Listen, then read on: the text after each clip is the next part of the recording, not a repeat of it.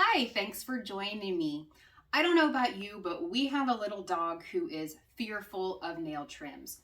We adopted her about a year ago. She was already an adult. She was 7 years old, and she is incredibly tolerant of a lot of things.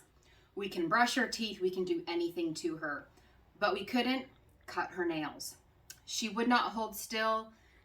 No amount of treats would allow us to cut her nails. So my mom, my favorite vet tech, she suggested that we try a nail file. This is just a regular old nail file that I got from my local beauty supply store. My mom said that she has seen this work on some dogs. We gave it a try, and this works wonderfully for her. Here I'm going to show you how she lays very relaxed. I do this on Saturday mornings, sitting on the couch watching TV. I lay her on her back and she closes her eyes and she lays there like she's getting a mani-pedi, which she is.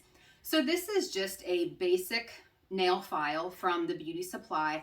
I get the coarsest grit that I can. This says coarse 100, and this lasts me 4 months. I think I've probably had this about 6 months, and I just keep reusing it. So let's get you zoomed in here and see what we do.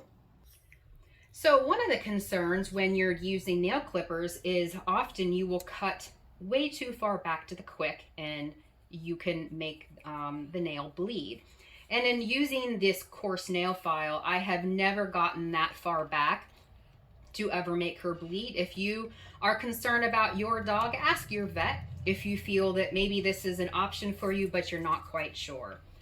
Bella's a little bit anxious here because she's like, this is not our typical thing that we do, Mommy. So I usually start with her. She's best with her back nails.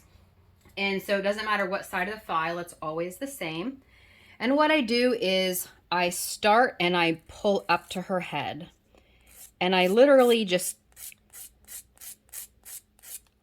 file up to her head.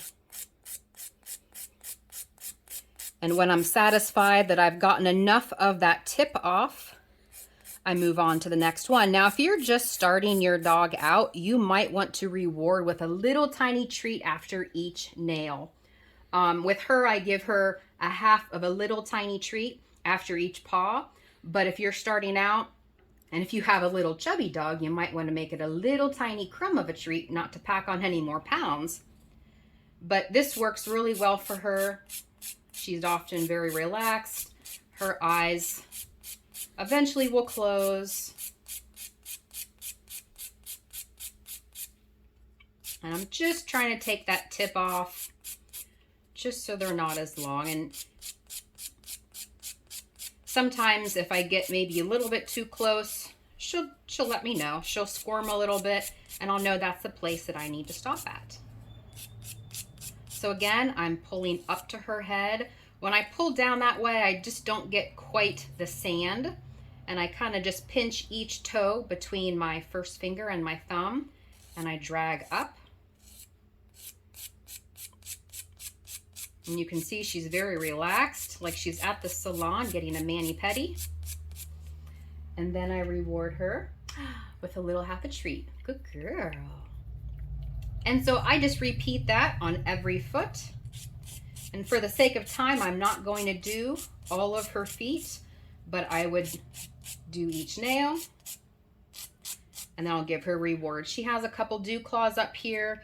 They are a little bit more tricky to get because of the angle. I take my time on these dew claws because of the angle. They're not as easy, but she's even good for her front paws.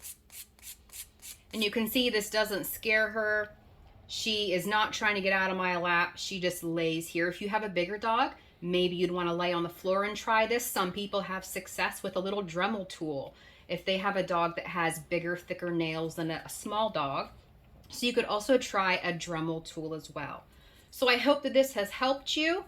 If you find this video helpful, please like and subscribe. Thank you for joining us.